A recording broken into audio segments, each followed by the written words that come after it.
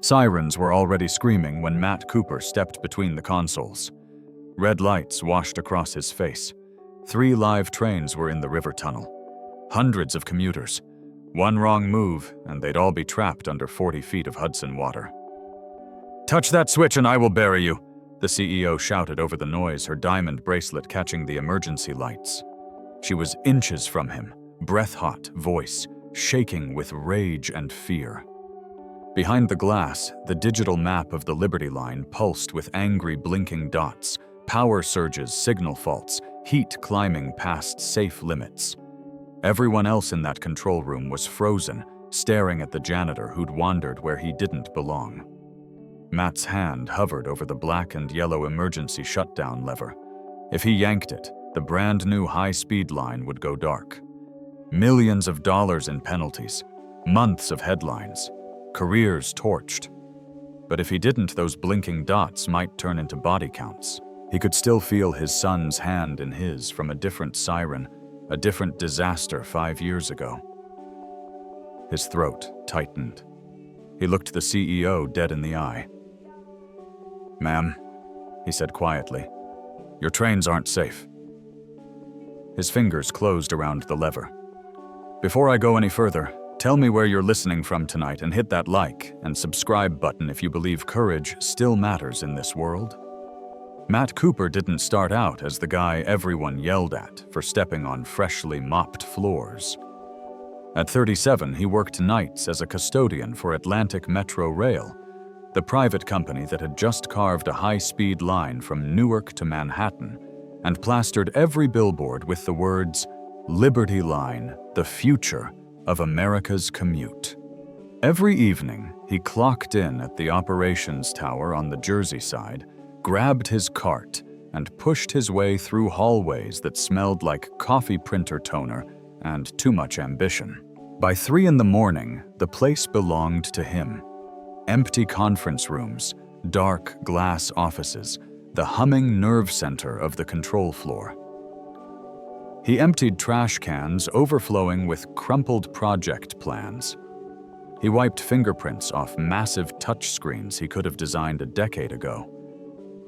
No one ever glanced at his ID badge long enough to notice it didn't list a last job, only a hire date. Home, a small townhouse in Kearney, was a different world. That's where his 10-year-old daughter Lila taped spelling tests to the fridge and left sketches of bridges and tunnels on the kitchen table. She thought her dad fixed things for the train company and liked to fall asleep with her head on his shoulder while old westerns played on TV. What Lila didn't know, what almost nobody knew anymore, was that her dad used to sign drawings other people now bragged about. Before the collapse in Ohio, before the investigations, before the news anchors said his name with that slow, deliberate disgust. The board needed someone to blame. He'd been convenient. Licenses gone, reputation gone, marriage gone. So when Atlantic Metro offered him a quiet night job pushing a broom, he took it. Work a paycheck health insurance for Lila. No responsibility. No signatures on anything that could ever hurt anyone again. At least, that was the plan. The first hint that the past wasn't going to let him stay invisible came on a Tuesday in late October, around 2:15 a.m. He was buffing the hallway outside the glass-walled control center, the place where dispatchers watched every train on every screen, when he felt it a faint tremor through the floor.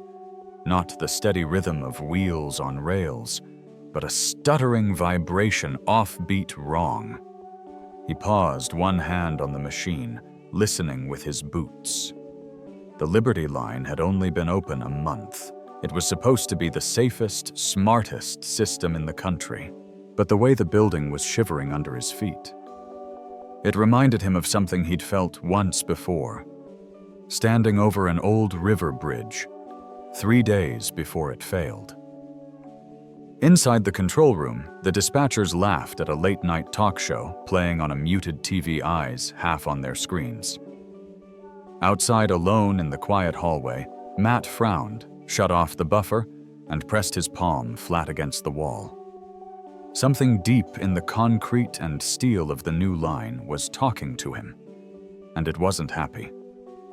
The tremor faded, but the unease stayed with him the rest of the night.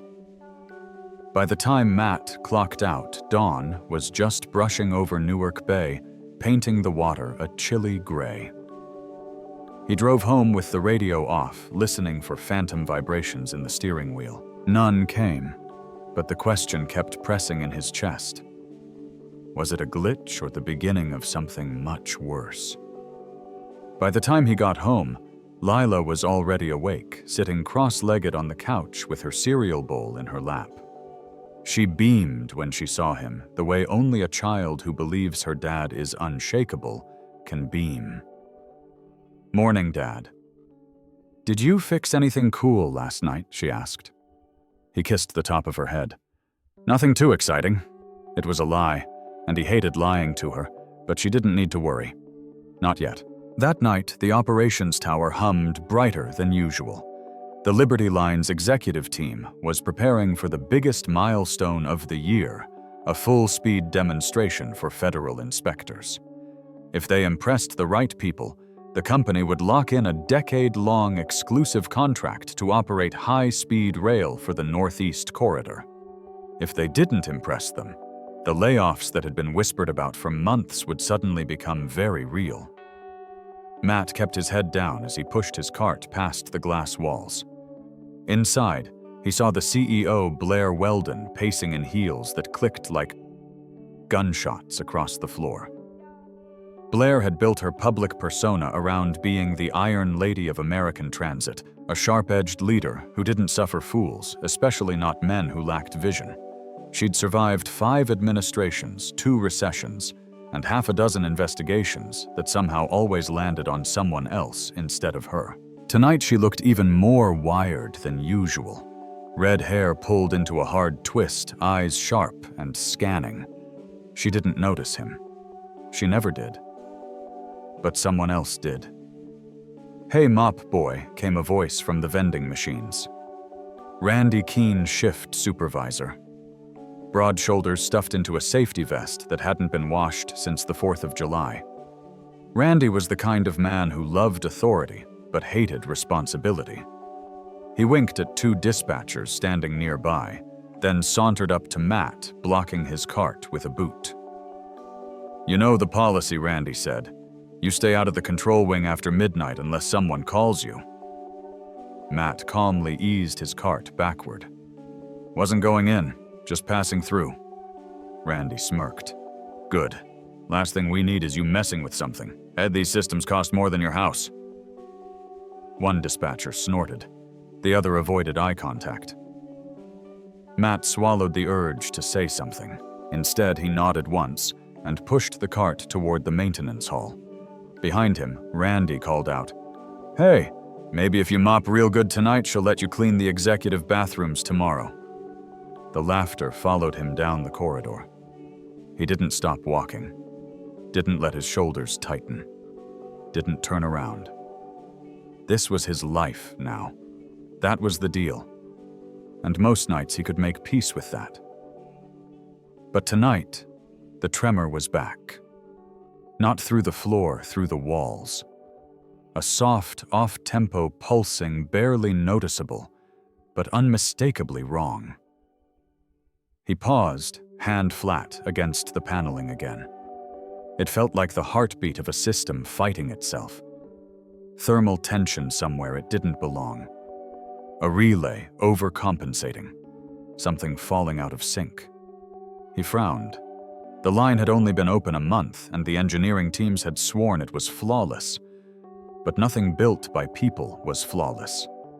And nothing this complex failed quietly. He closed his eyes and listened. 3 beats. Pause. 3 beats again. The rhythm knotted the pit of his stomach. This was no glitch. Around 3 in the morning, he found himself drifting back toward the control floor, drawn by instinct more than intention. The dispatchers were quieter, now half asleep over monitors. A fresh pot of coffee burned somewhere on a hot plate. On the main screen, a map of the Liberty Line showed 3 trains spaced out along the underground river tunnel heading into Manhattan. Too many trains in one stretch for this hour. Too close together. He stepped closer. A young dispatcher glanced up, saw him, and frowned. "You can't be in here, sir." "Just emptying trash," Matt said, lifting the bin. "You emptied ours an hour ago." He offered a nod and retreated, but not before he caught a glimpse of a flashing amber icon on the tunnel schematic. A thermal alert. Low level. But on this system, low level didn't mean harmless. It meant the AI was suppressing what it didn't fully understand. The tremor he'd felt made more sense now. Somewhere down there, something wasn't cooling or stabilizing the way it should. He finished his shift with a knot between his shoulders.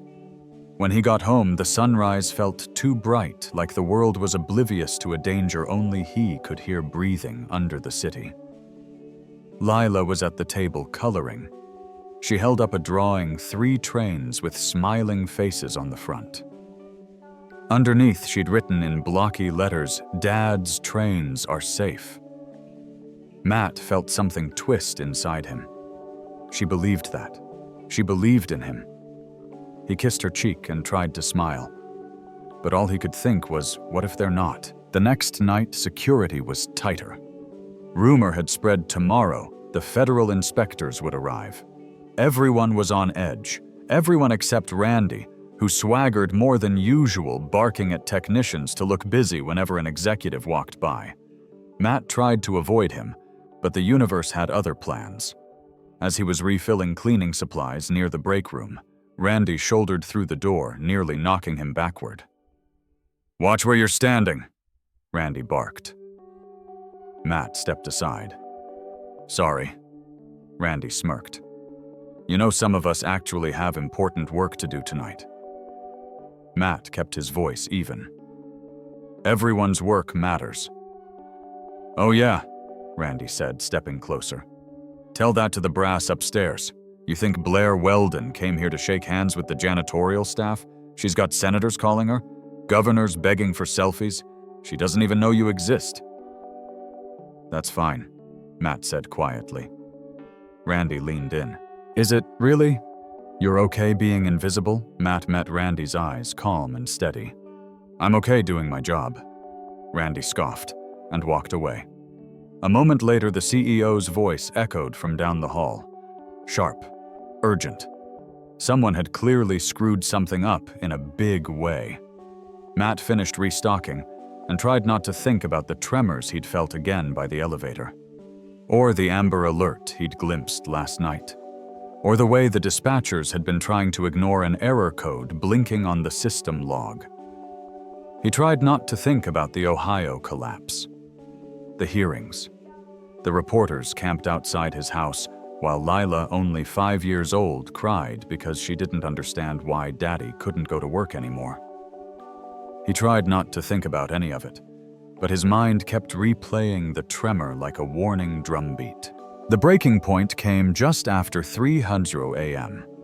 Matt was sweeping near the security office when he heard raised voices. He recognized Blair's sharp tone, instantly commanding, annoyed, unwilling to tolerate anything less than perfection on the eve of her big demonstration. He wasn't trying to listen, but the door was half open. "Don't care what the diagnostics say," Blair snapped. "The inspectors arrive in 10 hours, and this line must run flawlessly." A nervous voice answered. "Ma'am, the thermal readings in the tunnel can't be explained. The system keeps resetting the alert on its own. That's because the AI is filtering out noise," Blair said.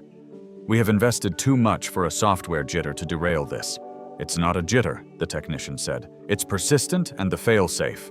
"The failsafe is off limits," Blair interrupted sharply. Matt froze.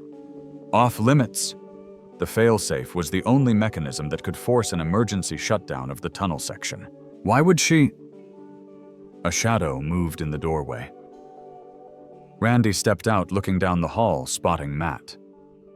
"What are you doing here?" Randy demanded. Matt lifted his broom. "Working," Randy sneered. Try not to eavesdrop on conversations that are above your pay grade. Matt stepped back. I wasn't... Save it, Randy snapped. People like you look for excuses to stir trouble. Don't forget who signs your paycheck. Before Matt could answer, Blair stepped into the doorway behind Randy. Her gaze landed on Matt as if he'd crawled out of a vent. You, she said sharply. Why are you in this wing again? Matt kept his voice even. Just cleaning, ma'am. I'm assigned to this floor. I'll talk to HR about reassigning you, she said. We need fewer distractions tonight. Randy smirked beside her, pleased. Matt nodded and moved away. Not because she intimidated him, though she did, but because he could feel it again. The tremor. Stronger now, like something forcing its way through the rails beneath the tower. The hallway vibrated softly under his boots. The overhead lights flickered. Nobody else seemed to notice. Nobody else was listening. His pulse quickened. He rested his hand on the wall. The rhythm had changed. Not 3 beats. 4. 4 beats. Pause. 4 again. A system compensating, fighting itself, masking a deeper flaw. His heart hammered. This was not a software glitch. This was a structural warning, and they were ignoring it. He tried to focus on his tasks, but the tremor followed him everywhere, faint in some places, stronger in others. Down near the lower access corridor, it rattled a loose vent cover. Up by the dispatch room, it made the floor hum like a distant engine. Finally, he couldn't take it anymore. He slipped toward the glass control room, just close enough to see the main display. 3 trains in the tunnel again. All moving. All too close. And the blinking amber icon was back, brighter, now flashing faster. He glanced at the dispatchers. One was asleep in his chair. Another was scrolling on his phone. Randy sat at the supervisor's desk, feet up, flipping through channels on the muted TV. Nobody was watching the tunnel.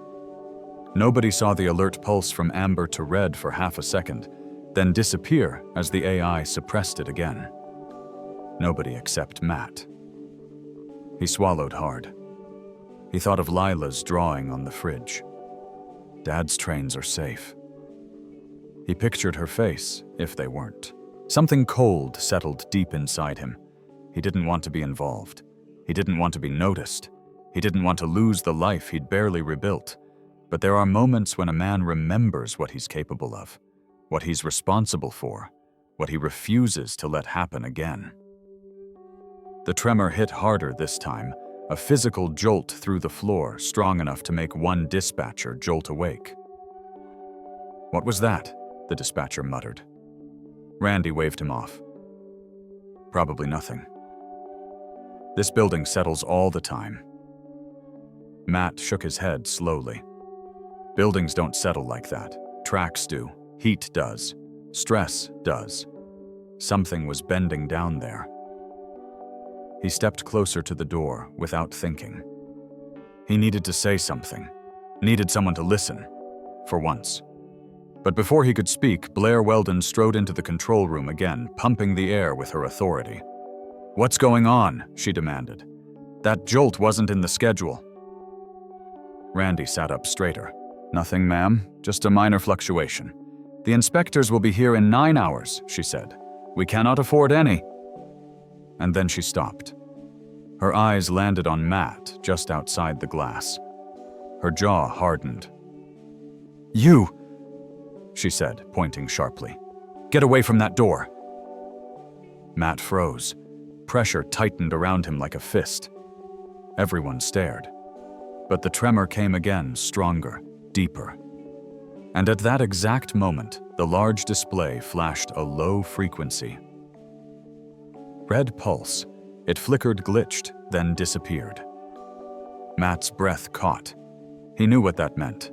The system wasn't showing them the truth. Down in the tunnel, 3 trains were heading straight into a problem no one else could see. A problem that wouldn't wait for supervisors or CEOs or inspectors. A problem that would not fix itself. He stepped forward. "Ma'am," he said quietly, voice steady but firm. Something was coming. Something big. And there was no turning back now. Blair's finger stayed pointed at Matt like an accusation frozen in midair. The entire control room went silent, except for the soft hum of servers and the faint tremor running through the floor, the tremor nobody else wanted to acknowledge. Another flicker flashed across the main display. A tiny red pulse. Then nothing. The AI was burying the alert again. Matt swallowed hard. He stepped forward. "Ma'am," he said, voice low but steady. "You've got 3 trains moving into a hot zone." Blair's expression tightened. "I'm not asking you for input." Randy stood up from his chair. "He's just trying to look important. Don't listen to..." Then the building shuddered.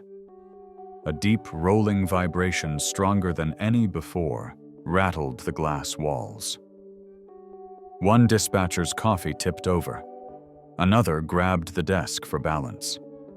The main display blinked twice, then lit up with a flashing red icon no AI could hide. Emergency Thermal Spike River Tunnel. 3 trains now glowed bright yellow on the map, clustered too close to a single blinking point labeled Heat Zone. The room erupted. "What the hell is it, a sensor error? Why didn't alarms trigger?" Blair spun toward her staff. "Somebody explain this now." But Matt already knew. He could feel it, the way the tremor shifted like a stressed steel plate ready to buckle. The way the temperature alarms jumped inconsistently. The way the AI suppressed early warnings until it couldn't hide anymore. This was no glitch. This was a failure unfolding in real time. And those trains, hundreds of people aboard, were heading toward a section of tunnel where the heat could warp track jam expansion joints, seize the magnetic alignment, or God forbid, deform the sealed concrete envelope. One small deformity under the river was all it took. Water didn't forgive. Outside the control room, he'd spent weeks pretending he didn't hear things. Pretending he wasn't the man who once built and inspected systems designed to withstand enormous stresses. Pretending he didn't know what the tremors meant. But there are moments when the pretending falls away, and all that's left is the truth. Blair snapped at a technician. "Why isn't the system auto-braking?" he stammered. The AI is overriding the manual failsafe again. It's not recognizing the spike as a priority." "Then force it," Blair shouted. "We can't, not from here." The room froze. Matt stepped forward again. "You need to cut power," his voice was firm. "Now. You need a full emergency shutdown of that tunnel." Randy scoffed loudly. "You don't even know how the new system works." Matt turned to him, really turned, and for the first time let the years of buried authority show through the quiet. "I know exactly how these systems fail." His voice carried through the room like a wire pulled tight. Blair glared at him. "You are a custodian. I'm a structural systems engineer," Matt said softly.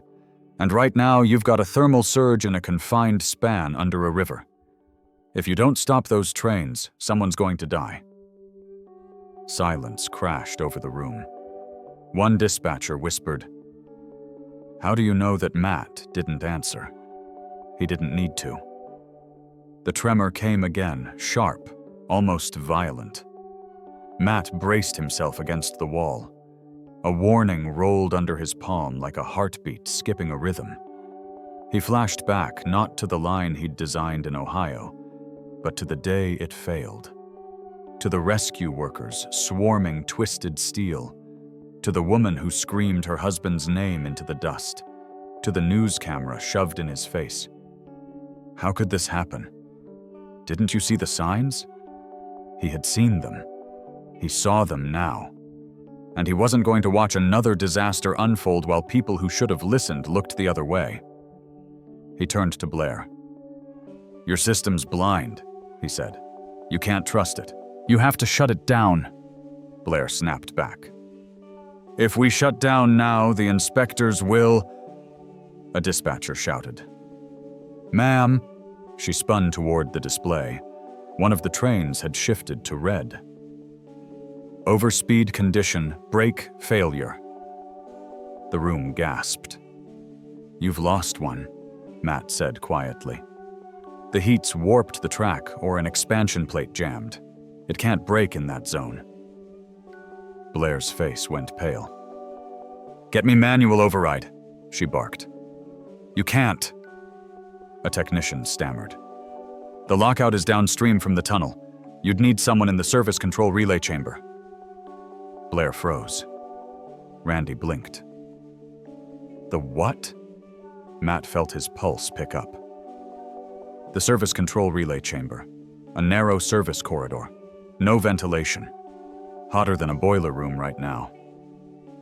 He looked at the map. The chamber was 3 levels down, and it was on fire internally, heat signatures spiking off the chart. Nobody was going down there voluntarily. Blair whispered, "We can't reach it in time." Matt stepped forward, jaw tightening. "I can." Everyone stared. Randy scoffed, but it was weaker now. You don't even have clearance." Matt's eyes didn't leave the map. "I don't need clearance. I need a manual key and a flashlight." Blair shook her head. "That chamber is dangerous. You're not trained. I helped design the original relay systems they copied for this line." He turned to her fully. "And you don't have time to send anyone else." The display chimed an alarm. The second train was now flashing amber. The third had accelerated slightly, fighting the thermal resonance in the rails. All 3 were in danger of derailing, stalling, or slamming into each other. Matt thought of Lila, her drawing on the fridge, her tiny handwriting, Dad's trains are safe. He wouldn't let that become a lie. Not again. He grabbed the emergency manual key from the wall, the one nobody ever looked at, because the AI was supposed to handle everything, and headed for the stairwell. Randy stepped in front of him. "You walk out that door, and you're fired." Matt looked him dead in the eyes. "Move." Randy's mouth worked, but no sound came out. He stepped aside. Blair called after him. "If you're wrong, I'm not." He pushed through the stairwell door. The heat hit him 3 levels down, a wave that fogged his glasses and sucked the air from his lungs. The service corridor lights flickered. Pipes ticked and creaked like metal under stress. The tremor had rhythm now, a full-body vibration echoing through his bones. He forced himself forward down the narrow path where dust and heat gathered like a living thing. The deeper he went, the hotter it became. Sweat soaked the back of his shirt. He passed an old inspection hatch and placed his hand against it. The metal burned his skin. The relay chamber was close. He could hear the crackle of overheating circuitry, the metallic groan of contracting steel, the hum of overloaded transformers shaking against their mounts.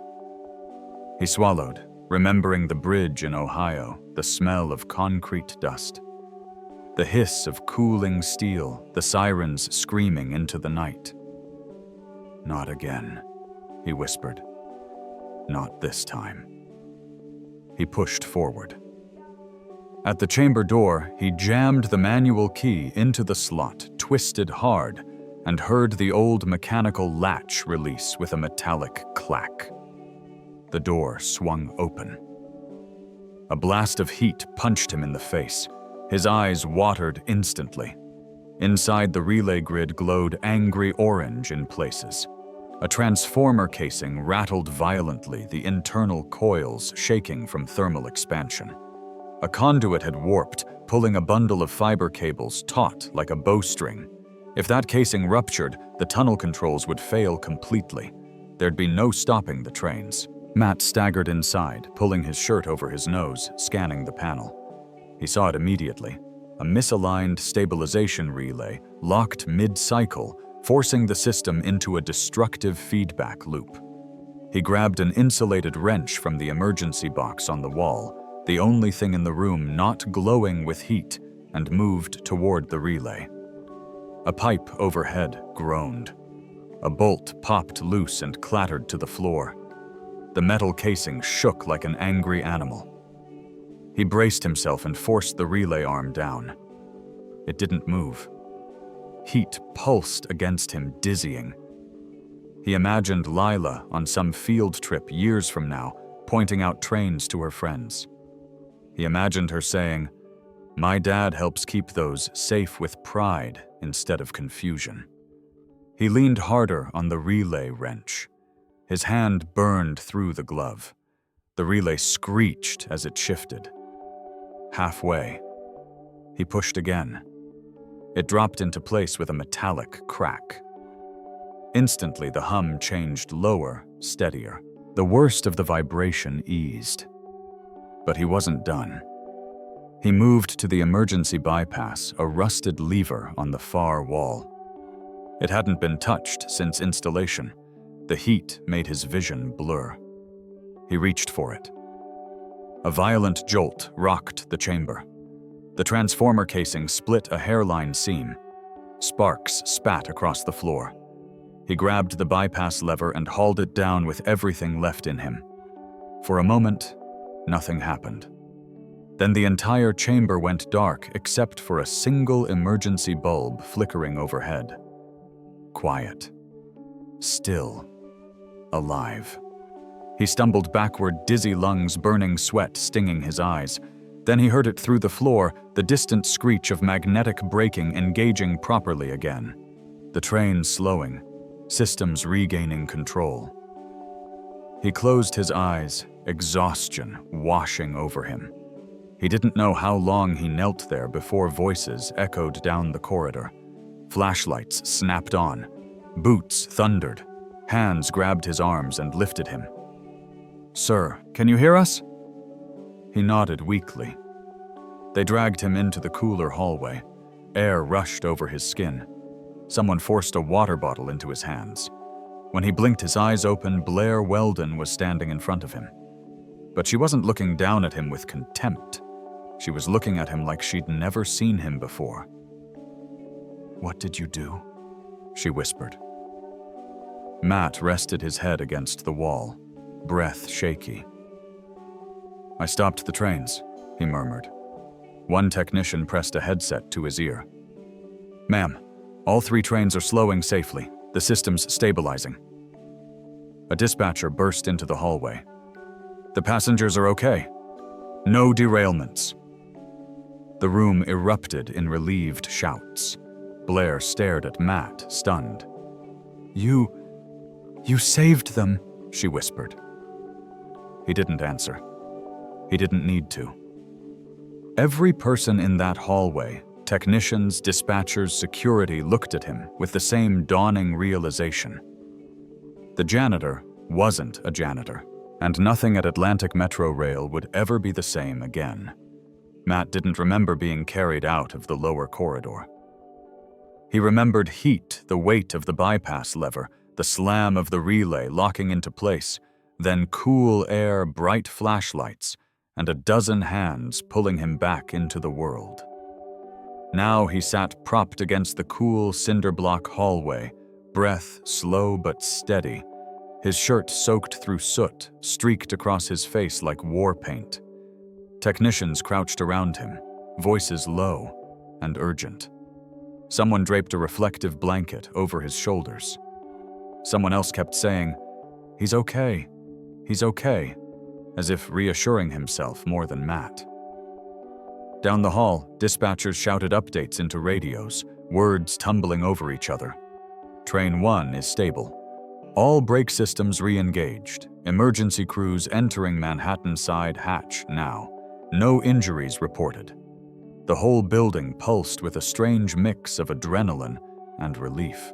Blair Weldon stood a few feet away, staring at the data streaming down the portable monitor she held. Lines of numbers, structural readings, thermal curves, every one of them shifting from red to gold to green. The system was stabilizing. Because of him. He watched her eyes move over the readings. He watched her hands tremble. And he knew there was no version of this night she had ever imagined where a janitor would be the one to pull her company back from the brink of catastrophe. She lowered the monitor, exhaled once, then walked toward him slowly, the way someone approaches a person they can't quite believe is real. For a moment, she didn't speak. She just took him in, as though trying to reconcile the man in front of her with everything she thought she knew. "You should be dead," Blair finally said, her voice low, shaken. Matt let out a faint breath of a laugh. "I've heard that once or twice."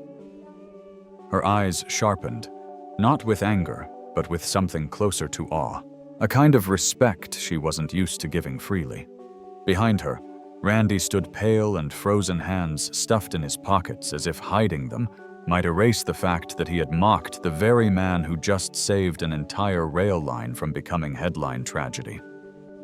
The dispatchers who had once waved him away like a nuisance now looked at him as if he'd stepped out of a rescue documentary. One of the engineers whispered he knew before the system did. Another said he shouldn't have known any of that unless... Blair heard it too. Her gaze shifted. "Who are you?" she asked quietly. Matt closed his eyes a moment, steadying his breath. He'd known this moment would come eventually, the moment when staying invisible was no longer an option. He opened his eyes. "My name is Matthew Cooper," he said softly. Blair frowned. "I know your employment file." "No," Matt interrupted. "You know the file someone let you see?" Randy visibly stiffened. Blair crouched beside Matt, searching his face. "Then tell me," she said.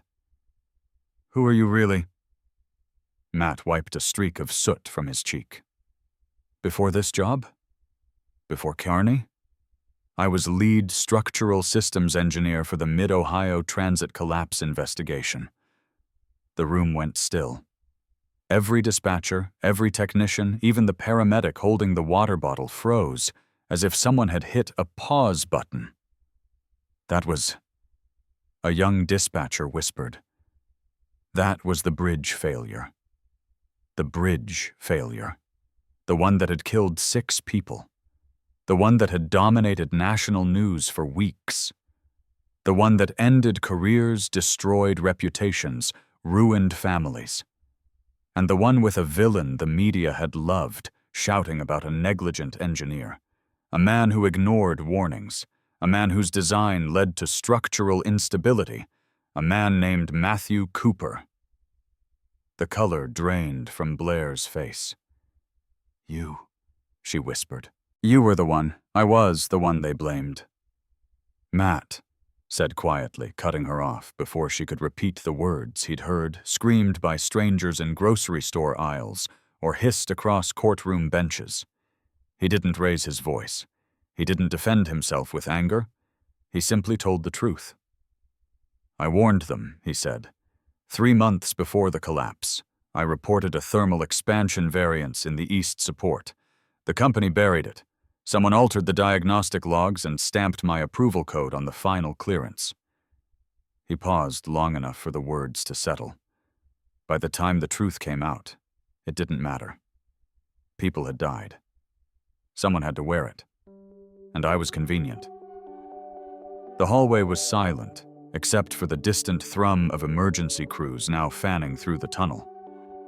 Blair stared at him, shock rippling across her features. "Why didn't you..." She choked. "Why didn't you tell anyone here? Why not fight?" "I tried fighting," Matt said softly. "It cost me everything except my daughter." His voice cracked just slightly at her mention. "I promised her I'd never design anything again. I promised her I'd never sign off on anything that could hurt someone." He lowered his head. So I cleaned floors. I stayed out of the way. I listened more than I talked. I figured the world was safer if I kept my hands off anything that mattered. Blair swallowed hard, blinking quickly. And tonight, she pressed. Why step in? Matt met her eyes a quiet, steady look that held no bitterness. Because I wasn't the only one who believed in me, he said. My daughter thinks her dad makes trains safe. I wasn't going to let her be wrong. The words hung in the air like a bell tone, soft but impossible to ignore. One of the engineers wiped a hand across his eyes. The dispatchers exchanged looks of shame. Even Randy's posture broke, his shoulders sagging, as if a weight he'd never understood suddenly settled onto him. Blair straightened slowly, turning toward Randy with a look that could have carved stone. You knew, she said. Randy stammered, knew what? You knew he wasn't a normal custodian. Her voice sharpened. His file doesn't match his knowledge. Someone tampered with his hiring paperwork. Then she narrowed her gaze. And you let him be treated like trash. Randy's mouth opened shut, opened again. Ma'am, I didn't. Blair raised a hand, silencing him so completely he may as well have evaporated. Then she looked back at Matt. What you did tonight? She exhaled, shaking her head.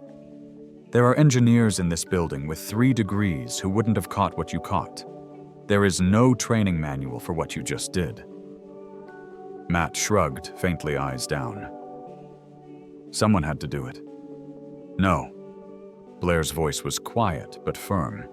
Someone had to understand it. And only you did. She stood, turning toward the technicians clustered in the hall. Get me a full diagnostic on the tunnel top to bottom, she ordered. And then pull every alert the AI suppressed in the last 48 hours. I want to know exactly who modified our system logs. The room snapped into motion. People sprinted for consoles. Phones rang. Radio chatter erupted. The entire tower, this whole machine of ambition and pressure, had shifted. For the first time, it was moving in the right direction. Because one man refused to stay silent. Blair crouched beside Matt again, her tone changing. You know what this means, she said softly. There will be investigations. Hearings. Your name is going to resurface. He nodded. It always does, he said.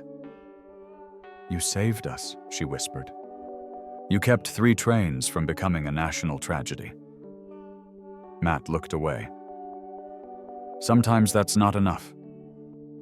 It will be, she said firmly. This time it will be. Then something shifted in her eyes, something calculating, but in a good way. Matthew, she said slowly, I need someone who understands failure modes better than the AI that nearly killed us tonight. Someone who isn't afraid to speak hard truths. Someone who has seen what happens when people cut corners. She paused. And someone who won't let me make the same mistakes other executives have made. He stared at her, unsure what she was asking. Until she made it plain. I want you overseeing system integrity for the Liberty Line, she said. Not as a custodian, not as a bystander, as the person who keeps this entire system honest. The hallway fell silent again. Even the hum of electronics seemed to pause. Matt blinked slowly. You want me back in engineering? Blair nodded. I want you where you belong.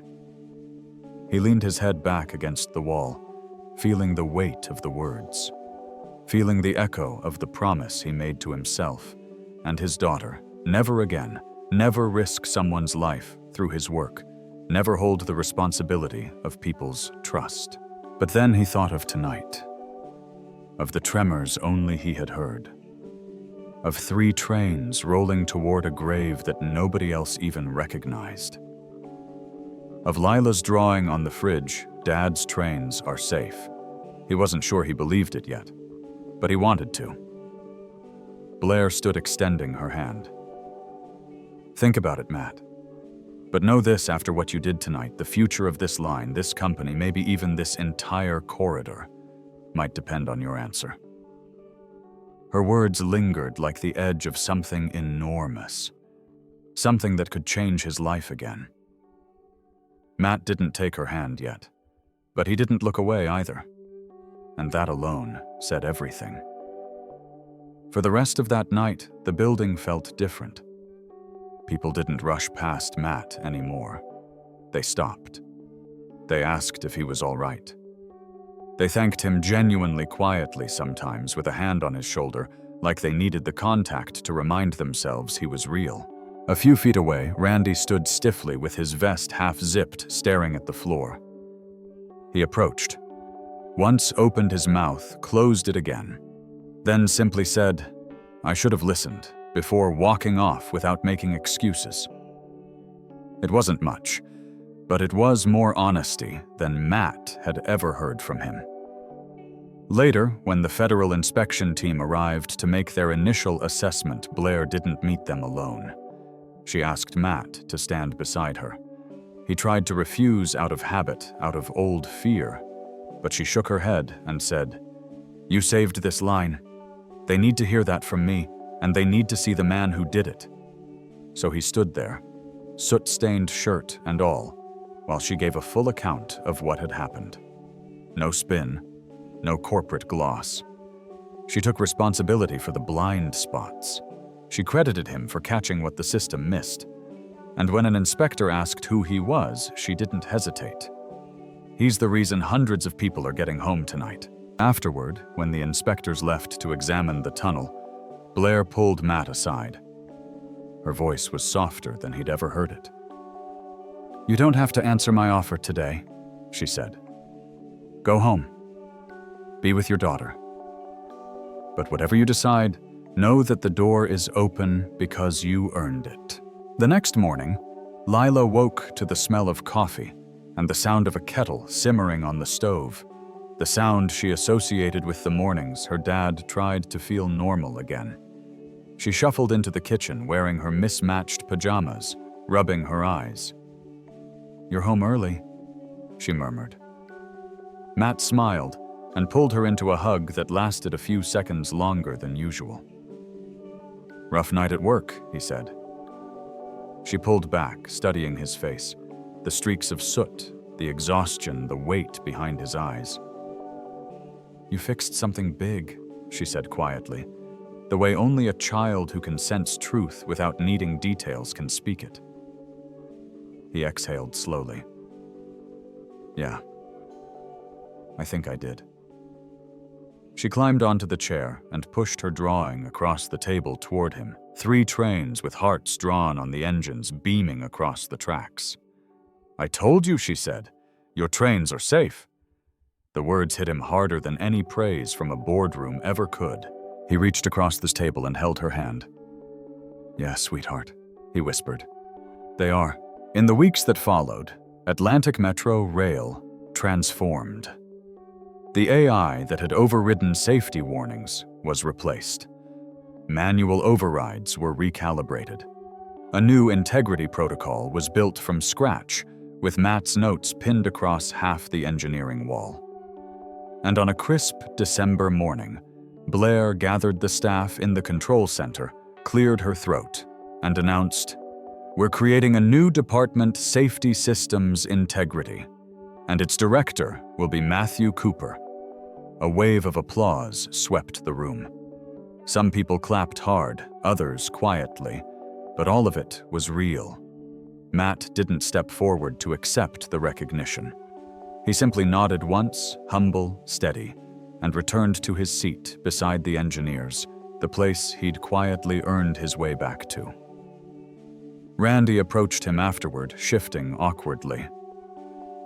"Look, I was wrong about you," he said. "If you ever need anything, you ask." Matt didn't need the apology, but he appreciated it.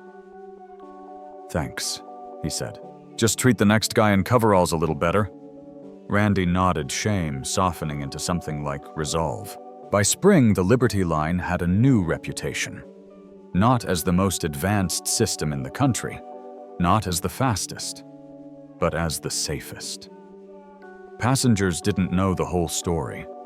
They didn't know how close they'd come to losing everything on a cold October night. They didn't know a man who once swept their station floors had saved them. But the people inside the system knew. And word traveled. Sometimes before Matt started his shift, a conductor or technician would stop him and say, "Glad you're here," like it was a quiet blessing. He never responded with more than a nod. Some wounds take longer to close. But they were closing. One Saturday morning, he took Lila down to the maintenance platform, a place she'd never seen up close. The real rails, the rumble of trains overhead, the faint metallic warmth of the tunnel air. She walked the yellow safety line with her arms outstretched, pretending she was balancing on a tightrope. "Dad," she called, spinning to face him. "Do you like your new job?"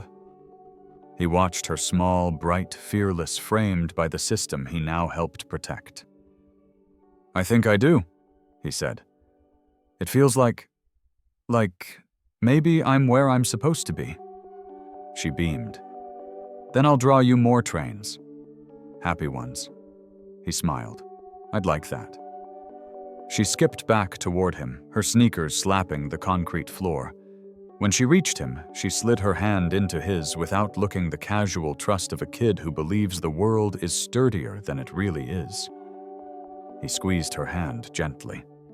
For the first time in years, he felt sturdy too. Some stories end with fireworks. Some end with headlines. But some end quietly with a man standing beside his daughter in the soft glow of tunnel lights, realizing he's been given the one thing he never thought he'd earn back, a second chance at the work he was born to do. And maybe that's all courage really is, doing the right thing when no one's watching, and being willing to step forward when someone finally does. Because sometimes the hero in the story isn't the one with the title or the corner office or the loudest voice. Sometimes it's the guy with a mop who listens when the world starts shaking.